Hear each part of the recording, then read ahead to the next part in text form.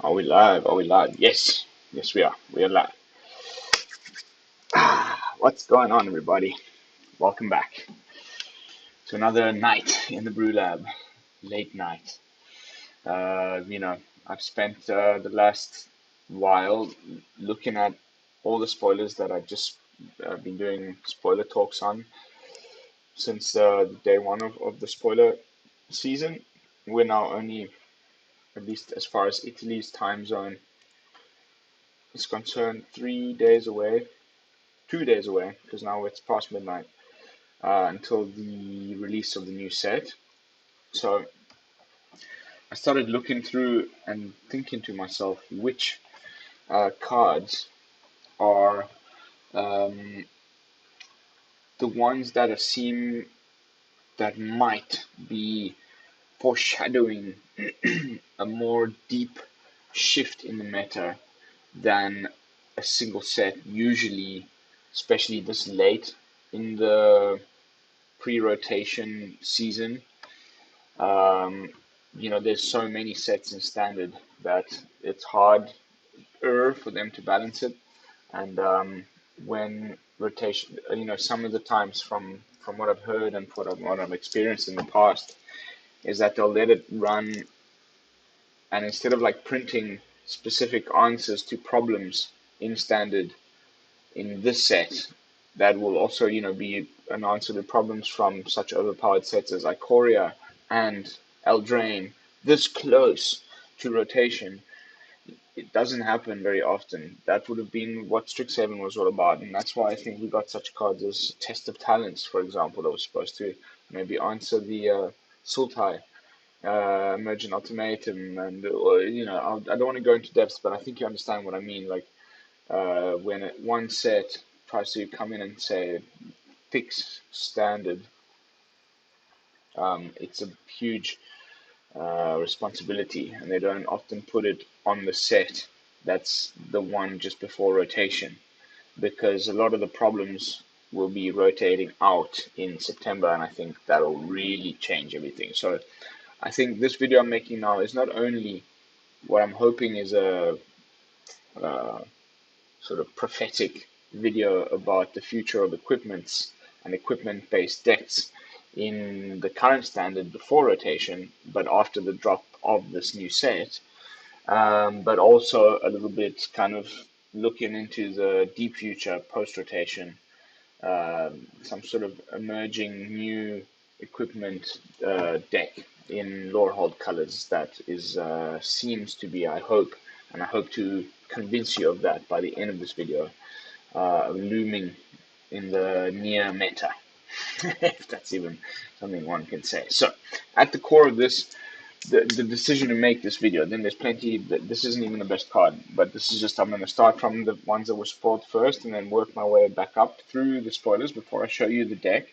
The deck I'm just playing, I haven't even built one that includes all of these new cards on either hub for you guys. That's in the link of this video. This is actually just a deck that I'm playing in honor of equipment. It's what is available today in standard and the best that I could come up with in that short window of time. But I think, and then we can discuss again at the end of the stream which things in the deck I'm about to show you would benefit from cards that are coming shortly, and whether that will really make the difference into making it a proper deck. And. So, please bear with me and try and follow my train of thought. So this is Bruenor, Battlehammer, legendary creature, dwarf, warrior. Okay. Unfortunately, it's filling this 4-drop slot on the curve, but I guess this is the thing that I've been asking myself, and I would love to hear your opinions in the comments down below. The curve it's all about the curve. You gotta, have a 1-drop, have a 2-drop, have a 3-drop, all the way up along the curve. But some decks, it seems that a lot of the good cards are focused around certain mana value slots on this curve. And of course, different decks there are that for which that is less important than others. You know, white weenies or something like that. It's never going to have, it's all 1 and 2 drops at the most. So is it really so problematic? This is the question. Cards that, you know, especially at the 4-drop slot, and you have lots of those in a deck, does that start to become a problem when it comes to mana, bases, etc., etc.? Because, I mean, mono white, for example, in the current meta has a lot of 3-drop slots. There's a lot of really, really good cards in white that are 3-drops, and it's hard to decide which to take out and which to remove. You know, Heliod, Maul of the Skyclaves, Linden, the new cleric guy that is for Paolo Vito Damo de Rosa winning the World Cup. I can't remember the name of now. The cleric 3/1 flyer. I can go on. The Skyclave apparition. There's so many cards in the 3-drop slot, but it still seems to be a very competitive deck. But that's one whole turn before anything that you're going to be dropping on, you know, turn 4. And unfortunately, this Bruno guy is at the same exact point on the curve as such things as Maul of the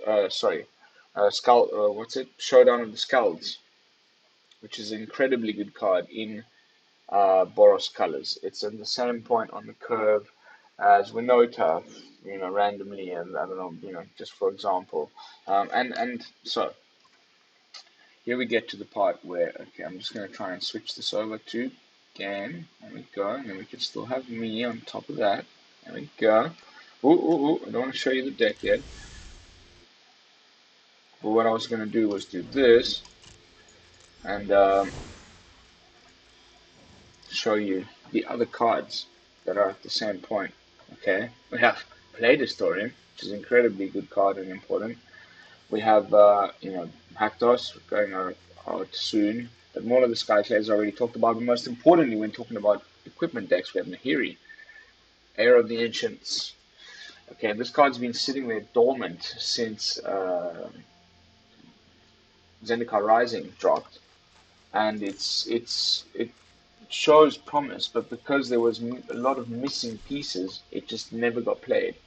And I honestly think that this card deserves to be played more, and there's some way that is going to actually make it a really good Planeswalker. The way Watsy always does it, like planning ahead, 3 sets ahead, post rotation, or even as soon as the next set dropping, where suddenly this card, it all makes sense. You're like, haha, and it suddenly is a much better, you know, 2 or 3 of in an equipment deck than it is today. Then we've got Akiri as well. This was an incredible card. You got underplayed. You get card draw. You get to make your Tron, the creature that is equipped with everything, indestructible by paying 1. You know, we've already got the pathways for it, of course. So there's a lot of good cards already waiting for this to happen. Let me put back the bam and bam. And in that list, I would include Bruno, but unfortunately, there's that question that I asked before, like whether it's good to run a lot of 4-drops in a deck, or does it become problematic? Then, talking about you know, equipments and equipped stuff that's coming in the new set. There was a card that was spoiled more recently. Oh yeah, first of all, there was one of the new classes.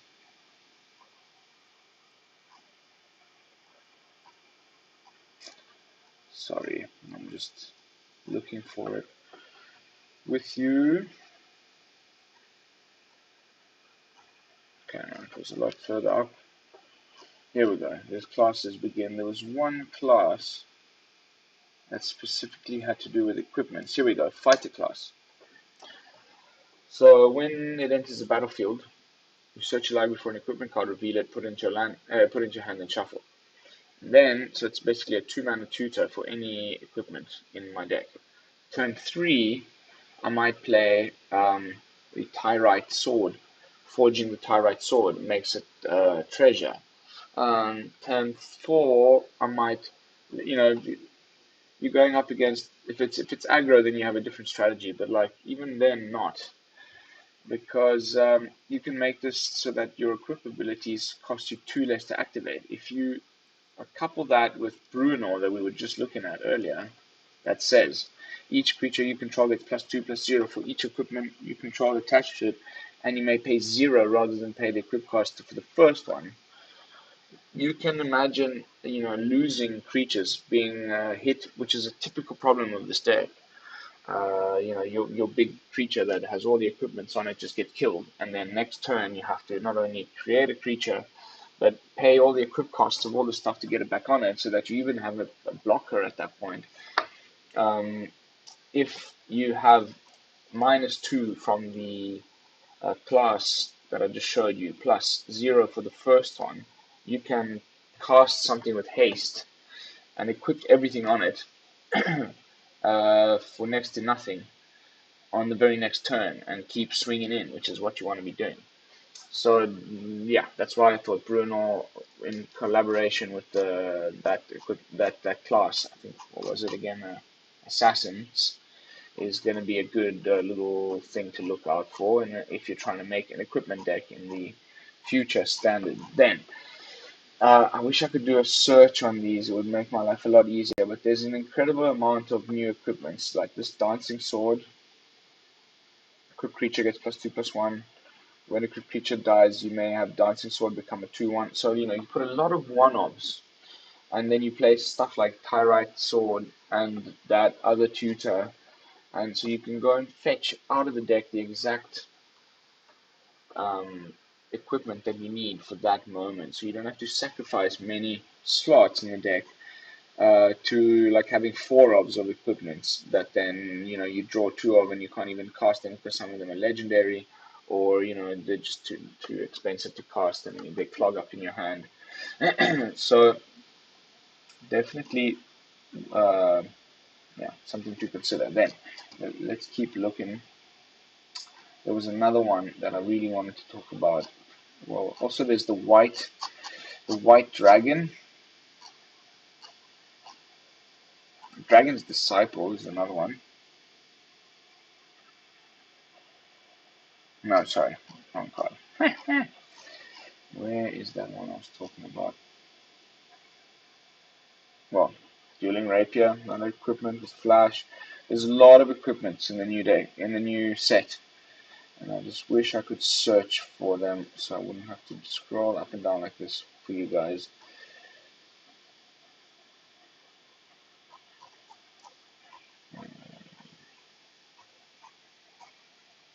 There was a Flash white one. This mace is a bit rubbish. Here, Delver's Touch. Equip creature get +1/+1 whenever it attacks, venture into the dungeon. If you need to be venturing, you can just tutor that one up.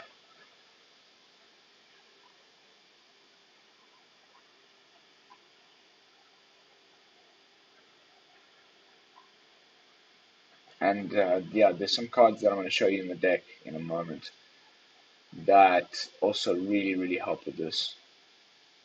Here's this Goblin Morningstar. Might be doable in like a more goblin deck, or if you're doing like a Lorehold Goblins.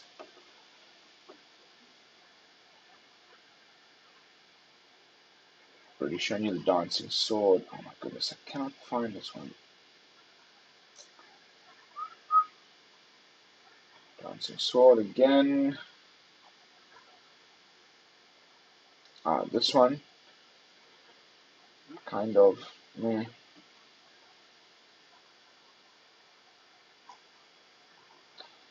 Yeah, I don't think I can search for these cards yet. Ooh, there's a new Planeswalker. It just came out now. Let's jump ahead and have a look at this just randomly. I wasn't planning on doing this, but this wasn't here the last time I refreshed the page. So this is the new white Planeswalker, Bahamut. 4 mana, legendary Planeswalker, 2 and 2 white. Epic. Comes into battlefield with 3 devotion. As long as Grandmaster of Flowers has 7 or more loyalty counter on him, he's a 7/7 dragon god creature with flying and indestructible. What? And both of his abilities are +1s.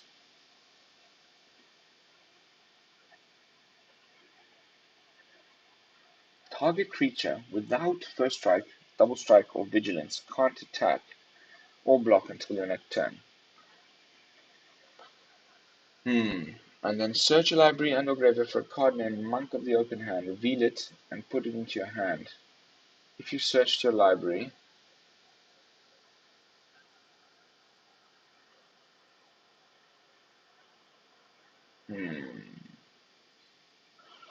Monk of Open Hand, we haven't seen that, so I'm not sure what. Oh, here it is. Another Planeswalker that searches for a specific card. So you have to have, like, if you want to use the other +1, at least 4 of these. Whenever you cast a second spell each turn. Cool. Oh, that is so cool. They're doing that thing again. This will fit into a few other decks. Elf Monk. Anyway, sorry, I'm really getting sidetracked here. Okay, so forget. I mean, yeah, like I said, there's I think gonna be a moment where equipment decks come back to the forefront, and I like the idea so much, but it's been so rubbish, except for Embercleave. But that's not really an equipment deck. It's mono red with Embercleave and Skyclave Maul, which has been just like a 3 or 2 or 3 of in a mono white aggro deck. But again, it's not exactly an equipment deck. I have a feeling that something like that might emerge within the next couple of weeks, and this is just a little taster of what could happen. I'm going to be playing in the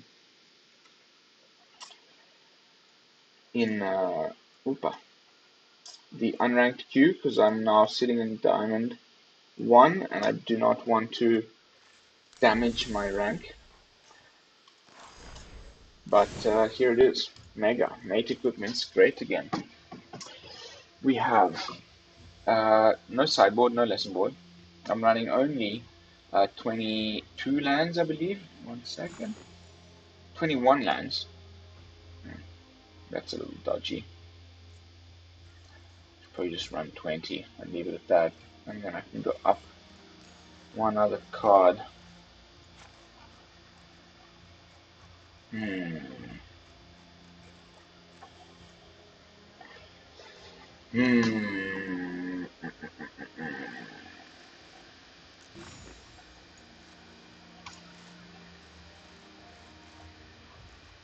Okay. Yeah. I hope that's enough because I thought to myself, the highest. This is what I was talking about before. Like how many 4-drops I have here. But because that's pretty much, and I'm gonna be casting Doomskar if I do cast it for 3. So the ceiling as far as converted mana cost or mana cost on this deck is 4. So I considered it okay to go down to 20 lands. I might be doing something really risky, but that's why we're playing in unranked. I haven't done much practice on this deck. I gotta be completely honest. I'm very exhausted, but it's I just whipped it together quickly, thinking about the future of equipped decks, and that's why I did the video the way I have. So we're running Resolute Strike. I think this is probably the one that needs to go. In fact, oof. Okay. Tough on that. Okay, you know what? We're gonna go down 2 copies Resolute Strike and up a land. I might even do these lands. 1 temple, 1 campus.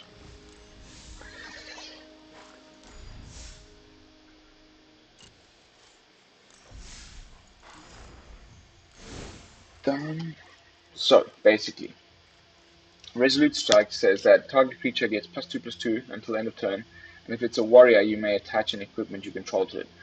So it's an instant speed little combat trick, and they think you have nothing on the board. Maybe you just have one of Nahiri's tokens that's a 1/1 sitting there, but you've already got some equipments on the field, either because you had them on creatures earlier and they wiped the field and now they're just sitting there waiting to be equipped. You can cast Resolute Strike onto the token or any other warrior. The only other warrior is Akiri in this deck, but at that point, the you can also, not only will it gain +2/+2, but you can also for free, without paying the equip cost, attach any equipments you have lying around onto the token. So pretty good, or onto Akiri. Next up, we have 4 copies of Rip Apart. I just thought, why not? We did need some little bit more of. Maybe I could do even this and this. You know, every time I sweep through a deck the second time, then at first I just got 4 of each, 4 of each, and then I slowly start to adjust the numbers. I think this is a little better. Because we don't need that much big removal. It's kind of an aggro deck, and we do have Crush the Weak. I might go down to 3 of that as well, and go up 1 Nahiri, because we do really want to get it every time, and maybe that should do the trick as well. Alright, sorry. Like I always do in all my videos, once I have finished playing and I think that it's nice, then I will change the actual deck that's been uploaded into EtherHub for this video and the deck list in the description down below, so don't worry, you can still copy it once you've done watching this. It'll be the most recent up-to-date one that is being played at the end of the video if I make some adjustments along the way, BrewLab style. So then next up we have 2 copies, Maul of the Skyclaves, flying, first strike, +2/+2, incredible equipment. It's also from the series of equipments from Zendikar Rising that equip as soon as you cast them. They like enters the battlefield, attach it to target creature you control. It was really good. That it was never the case, and it's definitely changed a lot of things. There's only one that I've seen so far from the new set that does the same thing, and that was the Flash one I just showed you earlier. Cheers.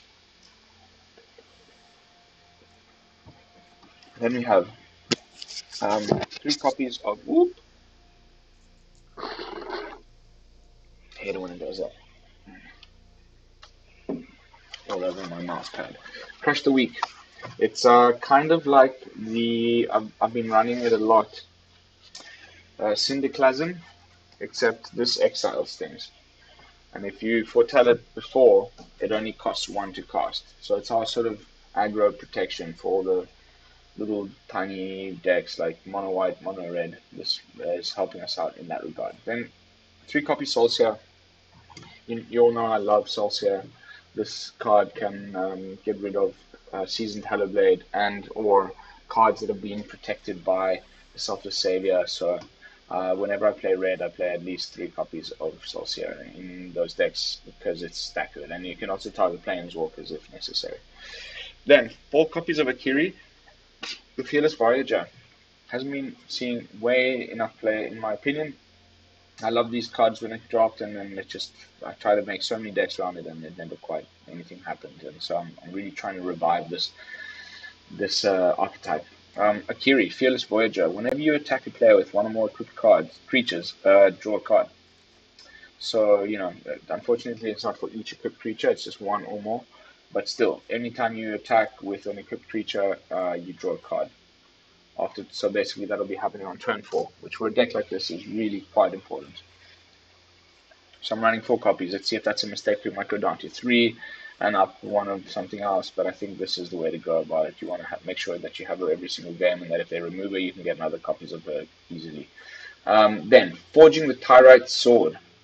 Both Chapter 1 and Chapter 2. It's an enchantment saga, uncommon, for 1 and Lawhold colors, and both Chapter 1 and Chapter 2 create treasure tokens, so some ramp, which is great, especially because we're running a little bit less lands, and then it can mean big plays turn 4 if you don't get your land on time. So I really like Forging Tyrite Sword, especially because the 3rd chapter says that you can search your library for a card named Halvar, God of Battle, or an equipment card. So that's our if you're looking at the card I just showed you, the Assassin's Class or something, on the spoilers for the D&D set, it's a similar thing. You can go and look for any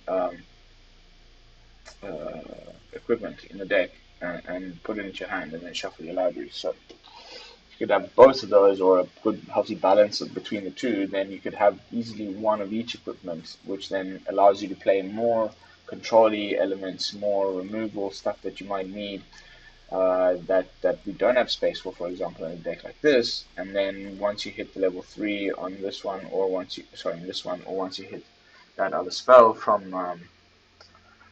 the class enchantment from the new set, you can go grab exactly the enchantment you need for those creatures. It's a lot more efficient that way to have just a bunch of tutors instead of running 4 of each. Then, next up, Halvar. I think this Toralf, I've never played with. This is the first time I'm playing with Toralf ever. So, let's see. I might be completely wrong, but they're two gods. They both have equipments on their backsides, and they're both pretty good equipments, and they're both on 4-drop slots.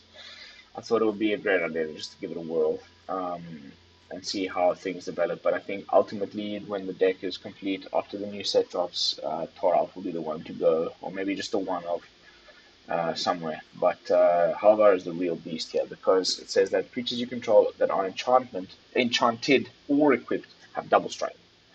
And at the beginning of each combat, you may attach a target enchantment or equipment or aura attached to a creature you control to another target creature you control. So basically, he comes into play. You've already got something that's equipped. You attack in, and you get the double strike thing, and then in their attack step, because it says at the beginning of each combat.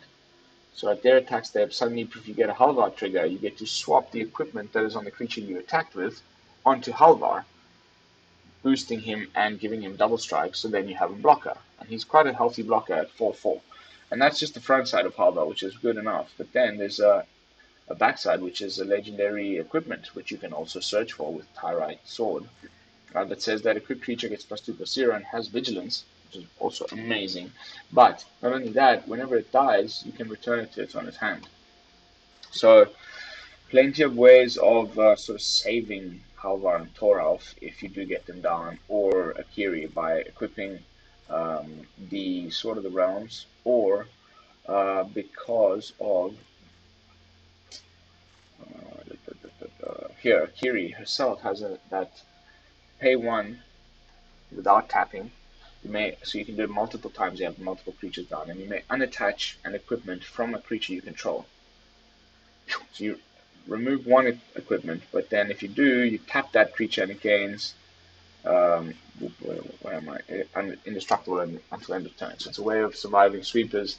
It's a way of protecting the creatures that you have on the battlefield with equipments. And if you also have a Sword of the Realms on it, then when it does get swept, unless it's an exile extinction event, then it'll come back to your hand instead of going to the graveyard. So nice little bit of survivability there for your, the creatures that you put the equipments onto.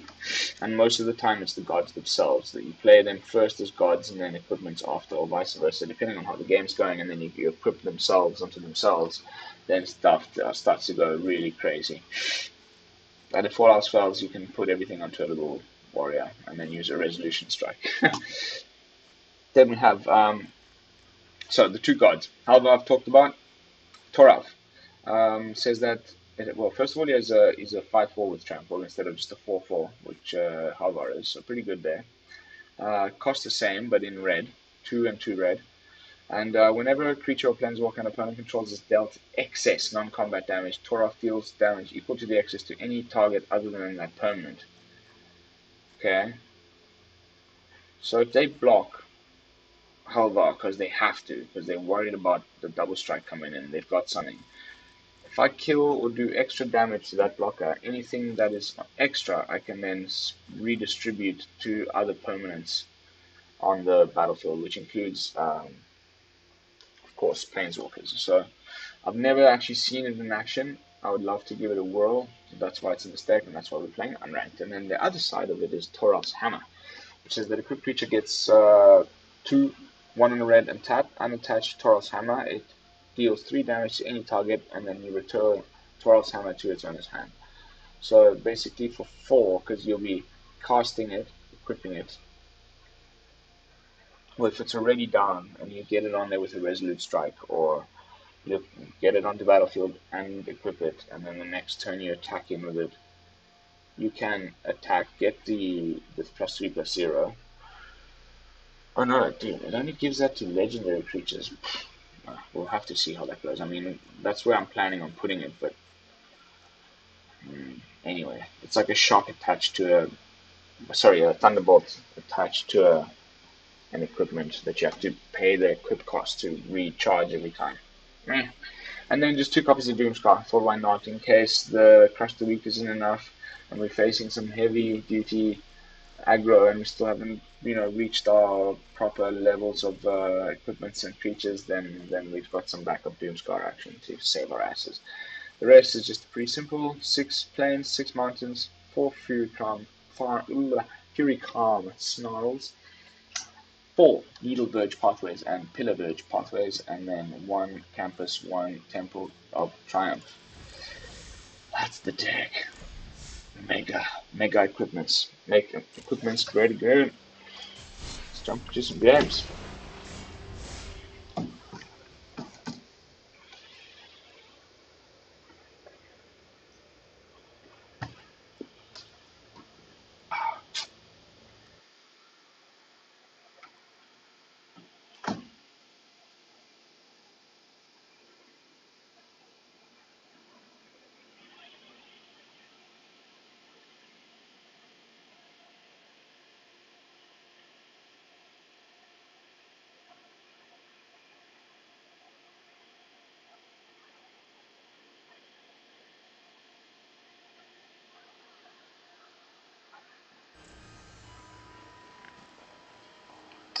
Beg your pardon, just had some YouTube issues as usual.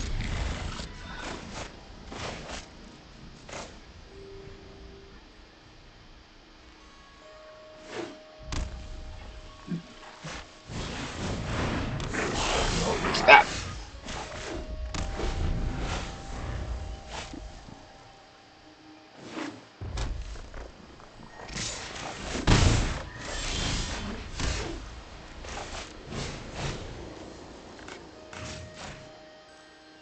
I'm expecting them to play that enchantment that whenever they attack it deals damage to me.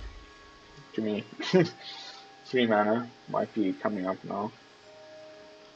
It's one of those ones from the arena only set, so it's typical.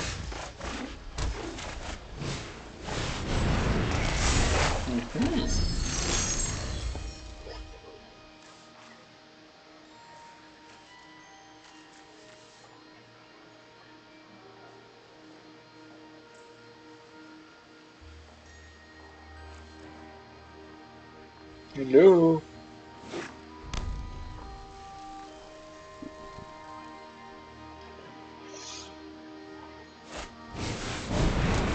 Okay, that's fine. We've got Crush the Weak.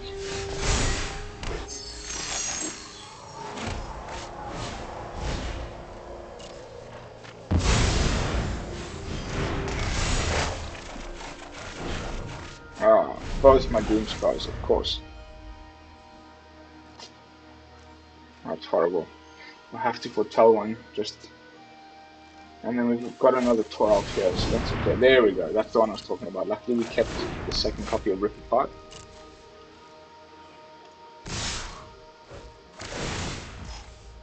Raid Bombardment, the new Cavalcade Calamity. The newbies.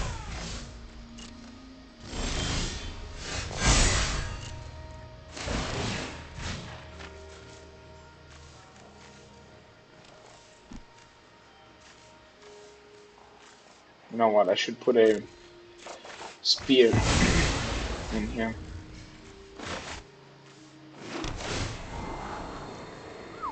Yes.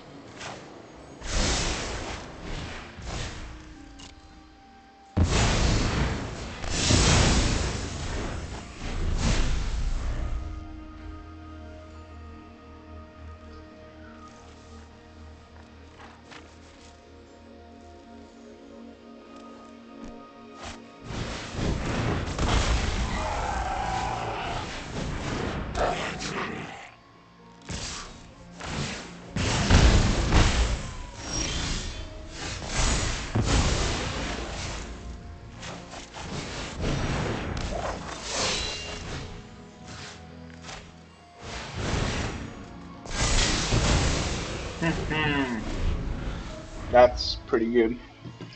Let me get engaged here. This is like, when you just play a new deck and you're testing it on the play queue, I'm essentially bringing you guys along for the guinea pig ride, because this is untested territory. He's got a Seize the Firstborn. He's reading the card.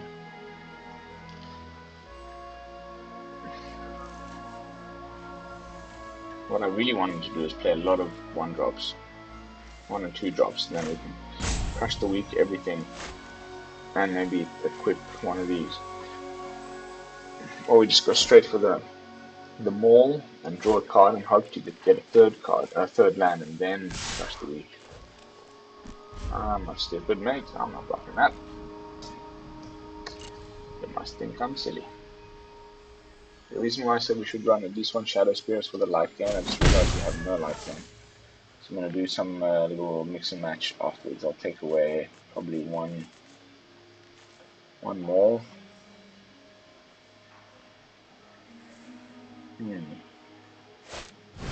We'll see, maybe 1 with 5.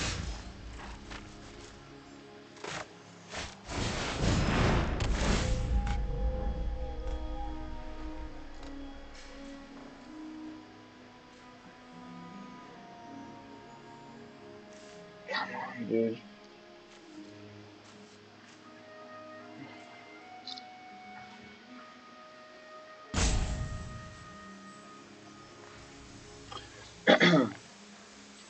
Bronze player, taking his time. There we go.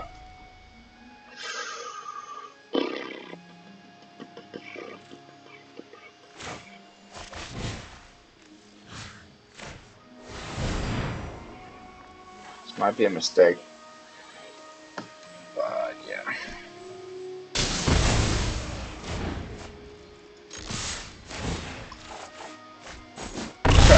Okay. Imagine I had Shadow Spear on this guy.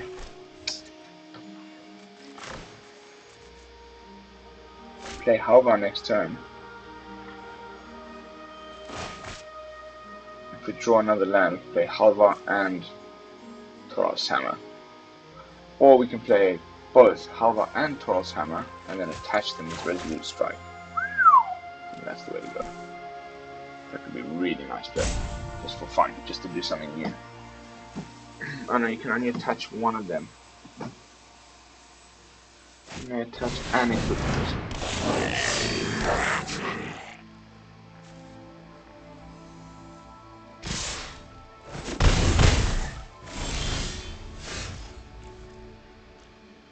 We'll just have to do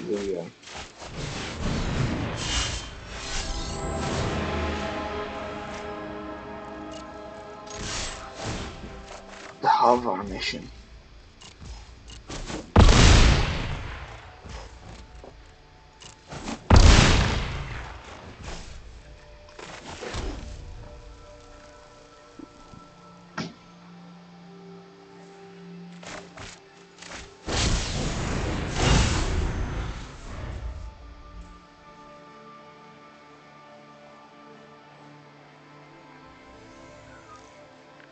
See now, if he swings in with everything, I can block the biggest thing and I'll still take 2, 3, 4, 5. He better not have like Bone Crusher Giant or something like that he can go straight to the face with. Or another copy of this Raid Bombardment in his hand. He's only screwed. Straight up.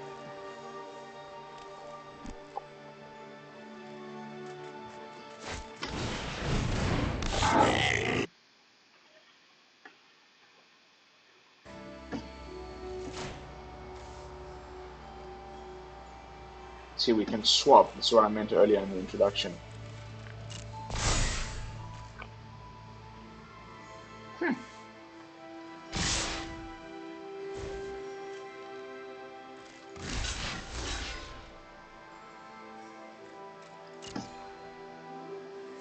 It's got a pump spell.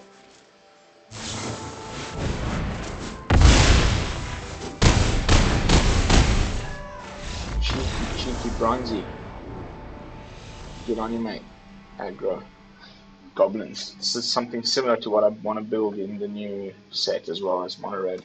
There's some really good goblin cards that have come out. A couple of good old ones still left in standard. Goblin baby. Okay, game 2. I'm afraid it's going to be a short one tonight, lads and ladies. Lads and ladies. I'm a little knackered, I must be completely honest.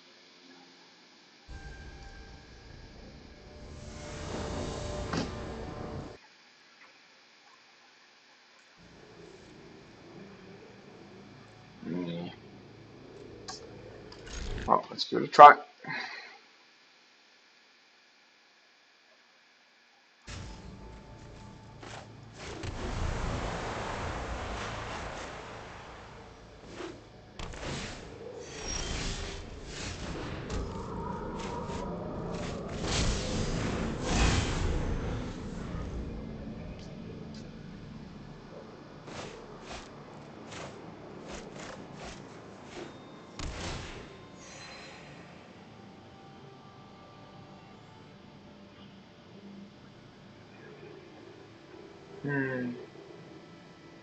Just thinking to myself,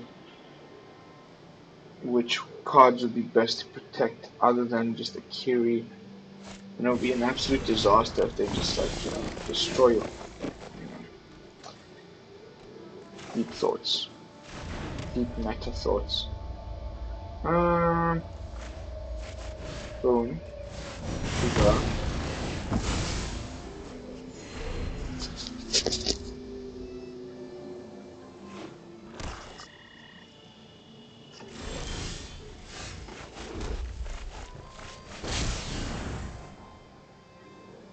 Please don't have shadows. I mean, heart attack. I mean, it's definitely gonna have it, right? Heart attack. Guaranteed.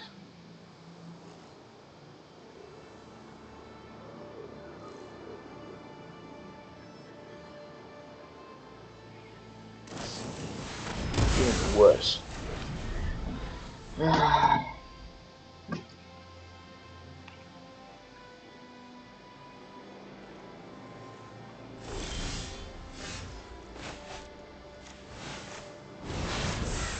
Now, where's Nahiri when you need her? I have 3 copies, right? Yeah.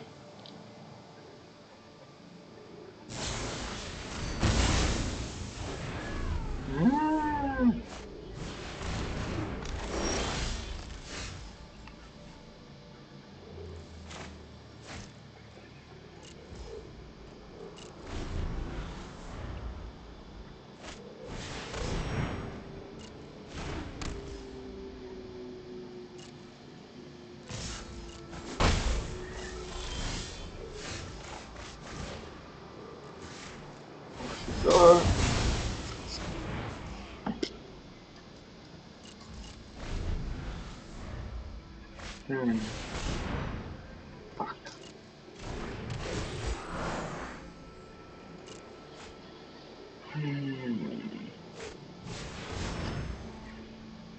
Okay. Time for a lovely little Doomskar. Bye-bye.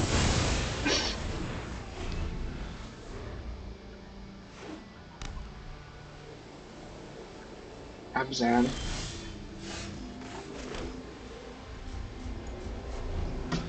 Okay, that's enough land now deck.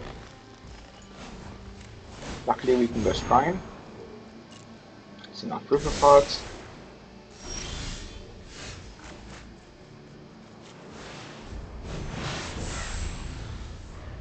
Oh, 1 land short of being able to scry properly.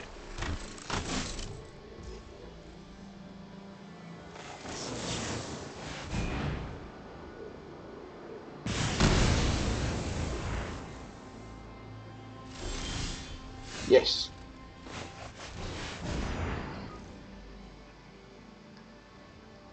Although he did have that enchantment artifact removal earlier. Might be rocking another one of those. Still get the token though.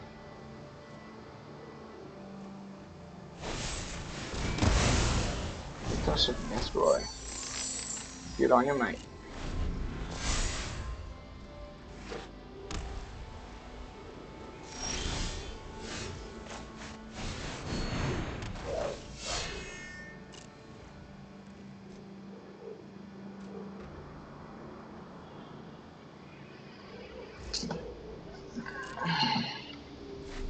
gonna have to call this one early. I'm super duper tired. I don't wanna just make misplays for no reason.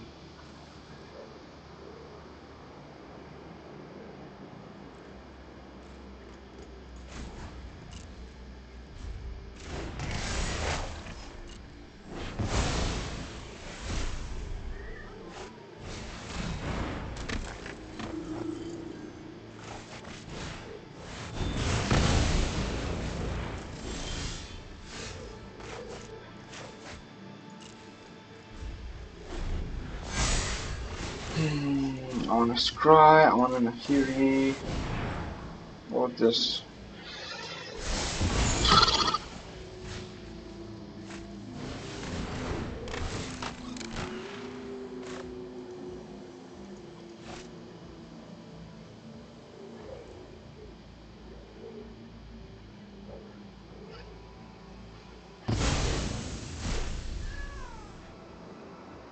Who's he bringing back?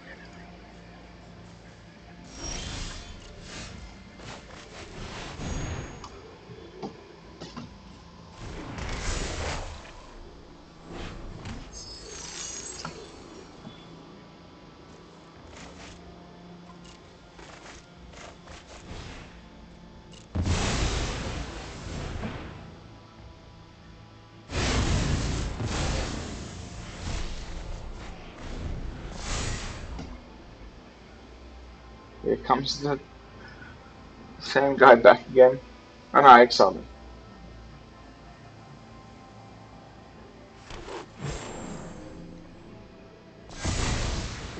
Okay.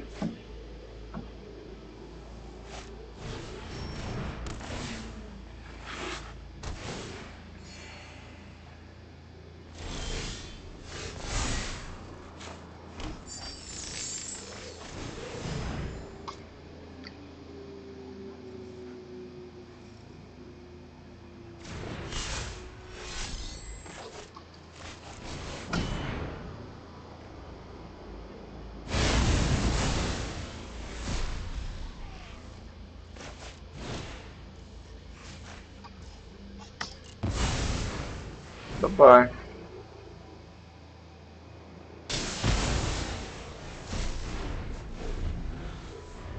This card's actually pretty... I need to get 3 damage.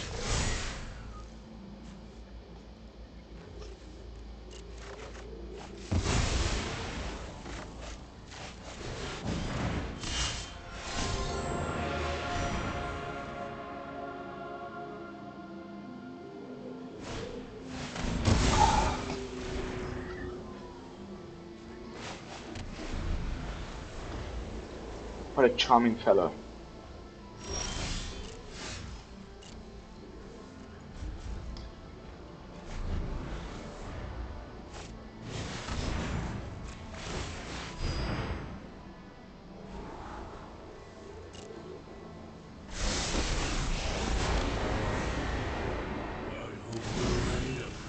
I like animals better than people.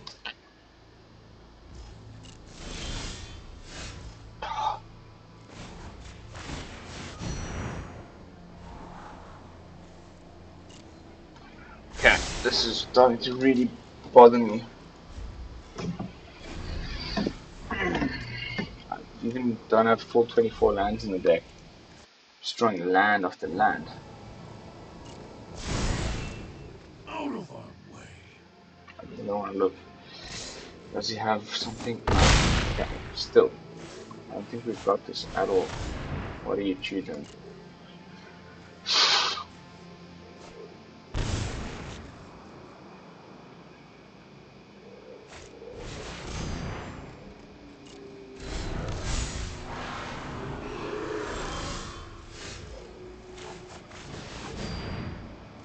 Right.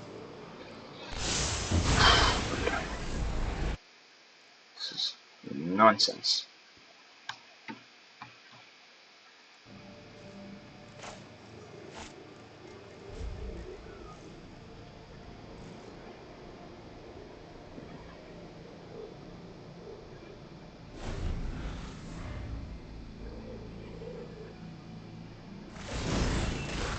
Respect for nature is always required.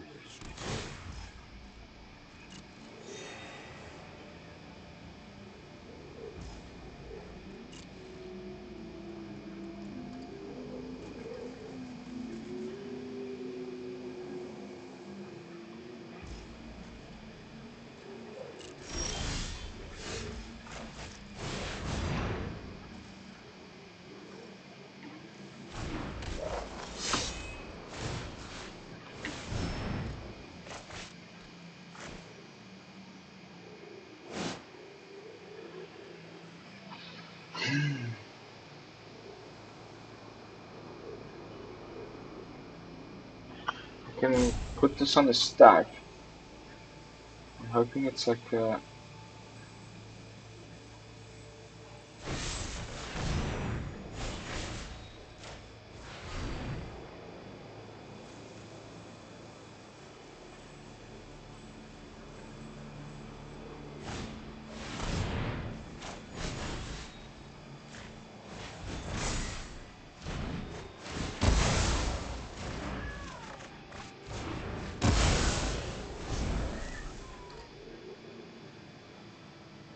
bit lame.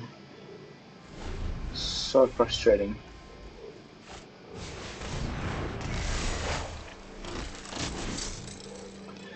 What can we do to get out of this? I don't think there's much. Buckle under our might.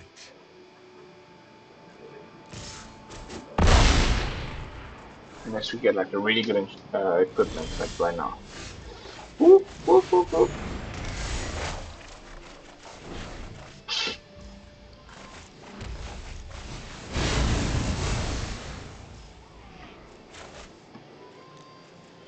Alright guys, I'm too tired for this nonsense. I think I'm going to catch you all tomorrow and we will continue this deep dive into the equipment's shenanigans. But for today, I'm not in it.